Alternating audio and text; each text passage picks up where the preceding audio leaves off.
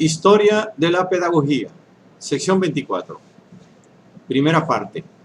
La cultura y la educación en la antigüedad. 8. Filosofía y cultura en el mundo helenístico romano. 43. El epicureísmo. 44. El escepticismo. 45. El eclecticismo. Esta es una obra de los maestros Abagnano y Bisalbergi. 43. El epicureísmo. Fundador de la escuela y autor de la doctrina epicúrea fue Epicuro de Samos, 341 a 271 a.C., que enseñó primero en Mitilene y Lámsaco y luego en Atenas, donde habitó desde 307 hasta su muerte. Epicuro fue autor de unos 300 escritos, de los que nos han llegado solo algunos fragmentos. Exigía de sus secuaces la más estricta observancia de sus enseñanzas y a esa observancia se mantuvo fiel la escuela por todo el tiempo que duró, que fue larguísimo, hasta el siglo IV después de Cristo. Los discípulos veneraban a Epicuro casi como a una divinidad y se esforzaban por ajustar a su ejemplo la propia conducta. En Roma, Tito Lucrecio Caro, 95 a 55 a.C., nos ha dado en su poema de Rerum Natura una exposición bastante fiel del epicureísmo. Para Epicuro, la filosofía es la senda que lleva a la felicidad, que consiste en liberarse de las pasiones. Se divide en tres partes: la canónica o lógica, la física y la ética. La lógica era denominada canónica en cuanto tenía como función esencial proporcionar un criterio de verdad o canon, es decir, una regla o medida para orientar al hombre hacia la felicidad. Como la estoica, la lógica epicúrea es sensualista y se funda en la física atomística, o lo que es más, puede decirse que es parte de esta física. El criterio o canon de verdad es la sensación. En efecto, la sensación es siempre verdadera porque es producida directamente por el objeto. Es generada por el flujo de átomos ligerísimos que se desprenden de la superficie de las cosas y van a herir al alma. Las sensaciones repetidas y conservadas en la memoria forman las representaciones generales o conceptos que Epicuro, al igual que los estoicos, llamó anticipaciones. La anticipación es el segundo criterio de verdad y sirve para prever las experiencias futuras. Por ejemplo, el concepto de hombre como animal racional sirve para prever que también los hombres que se percibirán en el futuro serán animales racionales. El error no está en las sensaciones y las anticipaciones, sino en las opiniones que el hombre formula a propósito de ellas. La opinión solo es verdadera si la confirma, o por lo menos no la contradice. El testimonio extiende el conocimiento incluso a las cosas que no se perciben con los sentidos. Sin embargo, debe proceder en la más estricta armonía con estos. La física de Epicuro se propone liberar al hombre del temor de hallarse a merced de las fuerzas desconocidas, misteriosas y arcanas, y pretende, por tanto, dar una explicación puramente mecánica del mundo. A tal fin, Epicuro adopta con escasas e insignificantes modificaciones la física de Demócrito, merced a lo cual excluye del origen y marcha del mundo todo designio providencial, cuestión sobre la que los epicúreos polemizan ásperamente con los estoicos.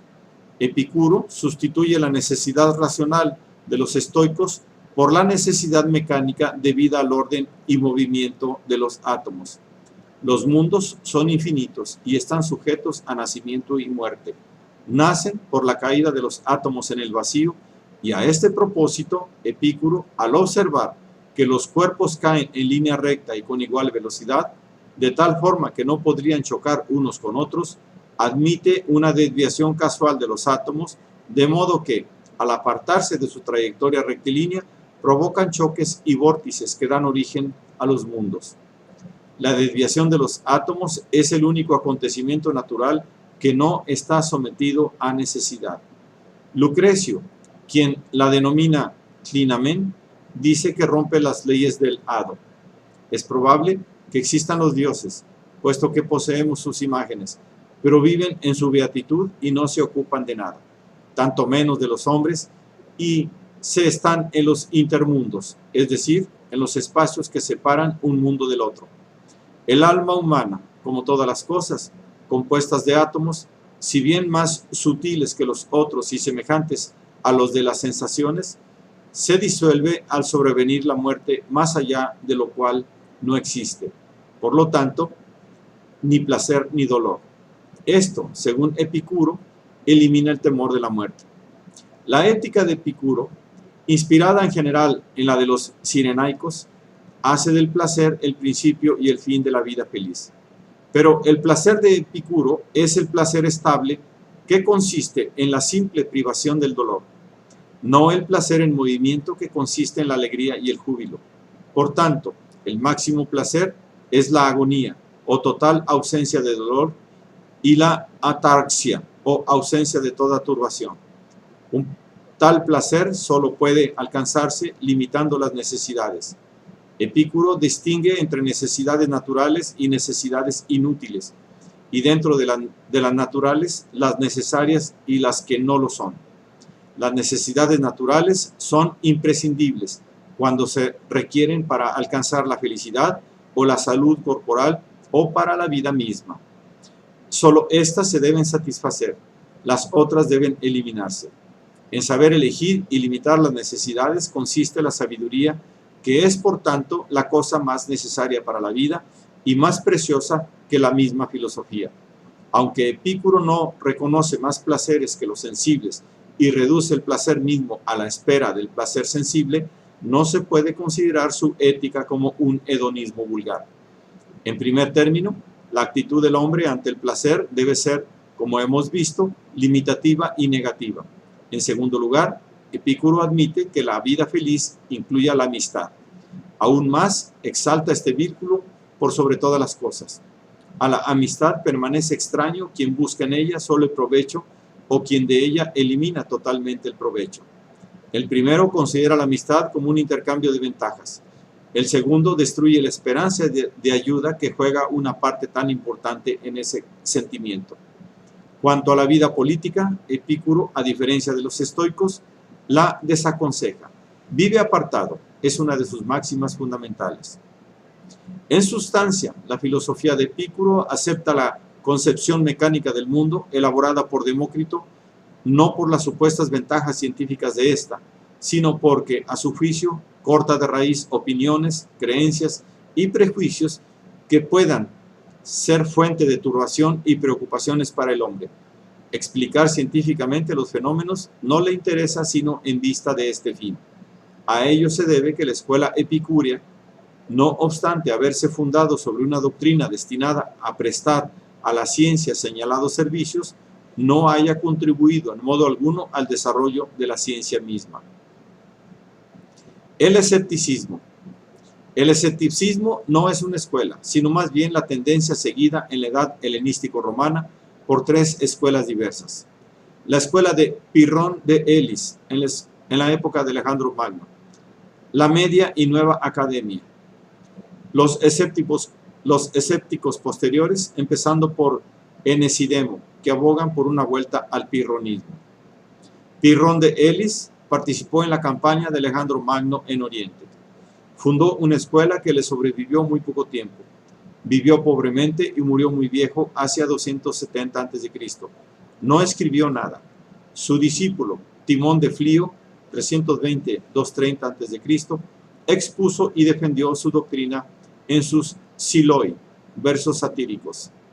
Según Pirrón, las cosas son verdaderas o falsas, hermosas o feas, buenas o malas, no por sí mismas, sino por convención. Es decir, son los hábitos, las costumbres, las decisiones de los hombres los que las hacen aparecer como tales.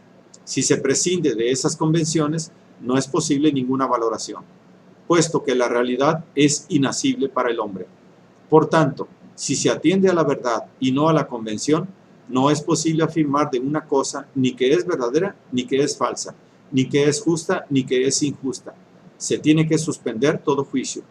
La suspensión del juicio vuelve al hombre indiferente ante las cosas porque le impide preferir esta o aquella y de esa forma le permite alcanzar realmente la atarxia o impasibilidad, que es el fin último de todos los filósofos de este periodo. Al desaparecer la escuela de Pirrón, la corriente escéptica pasó a los filósofos de la Academia Platónica, sobre todo a Arquesilao de Pitana, 315-241 a.C., quien sin embargo no escribió nada. Arquesilao afirmaba que el hombre no puede saber ni afirmar nada, ni siquiera la propia ignorancia. A cualquier tesis puede oponerse con igual derecho la tesis opuesta, sin que sea posible decidirse ni por la una ni por la otra. En tal forma defendía la suspensión del asentimiento, sostenida antes por Pirrón. Posteriormente a Arquesilao, la corriente escéptica fue continuada por los filósofos que le sucedieron al frente de la academia, y solo Carnéades la modificó en cierto modo. Carnéades de Cirene, 214-129 a.C., fue hombre notable por su elocuencia y su doctrina. En 156 fue a Roma en misión diplomática en compañía del estoico Diógenes y el peripatético Critolao. Pero el Senado romano acogió con suma desconfianza sus doctrinas y lo devolvió a su lugar de origen lo más rápidamente posible. Carnéades afirmaba que el hombre no puede detenerse en la suspensión del juicio. Si bien no se ha concedido al hombre un criterio absoluto de verdad, se dispone de un criterio de credibilidad que permite escoger ciertas opiniones como más plausibles que otras. Por consiguiente, debemos dejarnos guiar por las representaciones probables o persuasivas. Si una tal representación no está en contradicción con otras, adquiere un mayor grado de probabilidad. Y si está confirmada su grado de probabilidad, es todavía más grande sin llegar a identificarse, empero, con la certeza. El escepticismo fue seguido durante algún tiempo por la academia, que sin embargo abrazó más tarde una forma de eclecticismo, de donde pasó a filósofos que se inspiraron directamente en Pirrón y florecieron entre el último siglo I a.C. y el siglo II de nuestra era. Sus exponentes principales fueron Enesidemo, Agripa y Sexto Empírico. Sexto Empírico desenvolvió su actividad entre 180 y 210 después de Cristo y resumió en su obra todos los argumentos del escepticismo antiguo. Tenemos de él 3 obras: Hipotiposis pirrónicas contra los matemáticos, es decir, contra las diversas ciencias, y contra los dogmáticos, es decir, contra los filósofos. Sexto Empírico, que era médico, defendía el método empírico y quería separar la medicina de la indagación de las causas ocultas, es decir, de los principios generales de las cosas. Para él, la filosofía debía limitarse a la pura investigación, es decir, a la duda, sin principio ni fin, y sostenía que, para actuar, el hombre debe valerse de las indicaciones que la naturaleza le da, de las necesidades corporales, de las leyes, de las tradiciones y de las artes. En otros términos, la filosofía no puede servir para dirigir la vida y la conducta humanas. Es una actividad que se agota en la duda y que no puede tener sino una función negativa: iluminar las contradicciones que se anidan en los conocimientos que el hombre trata de poseer. 45. El eclecticismo. Las 3 grandes escuelas post-aristotélicas coinciden esencialmente en su definición del ideal de la vida humana.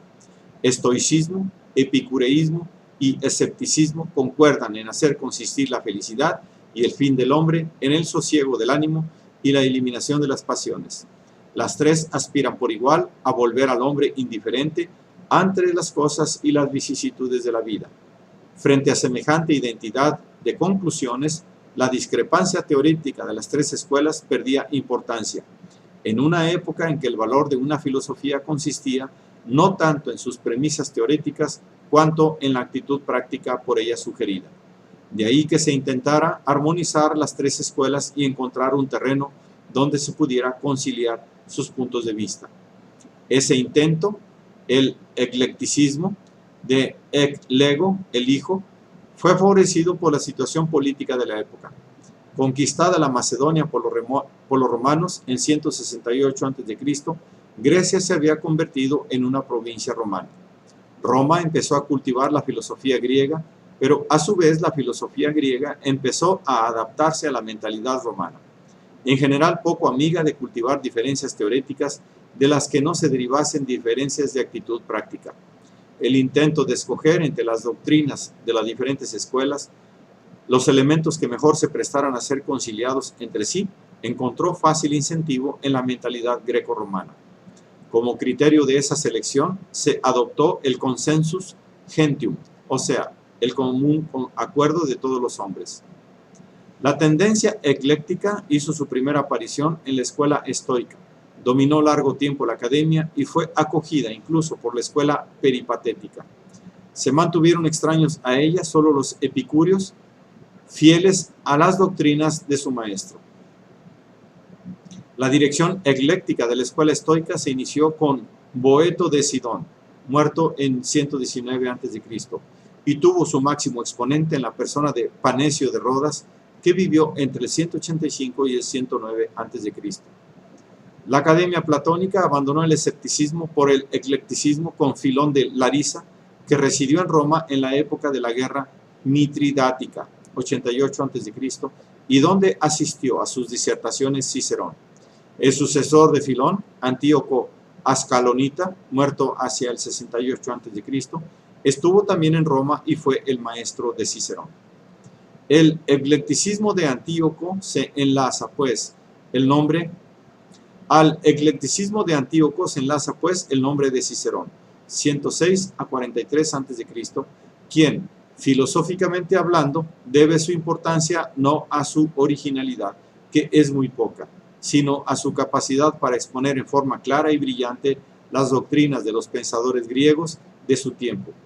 Con Antíoco, Cicerón admite como criterio de verdad el consenso común de los filósofos y lo explica por la presencia en todos los hombres de nociones innatas, análogas a las anticipaciones del estoicismo.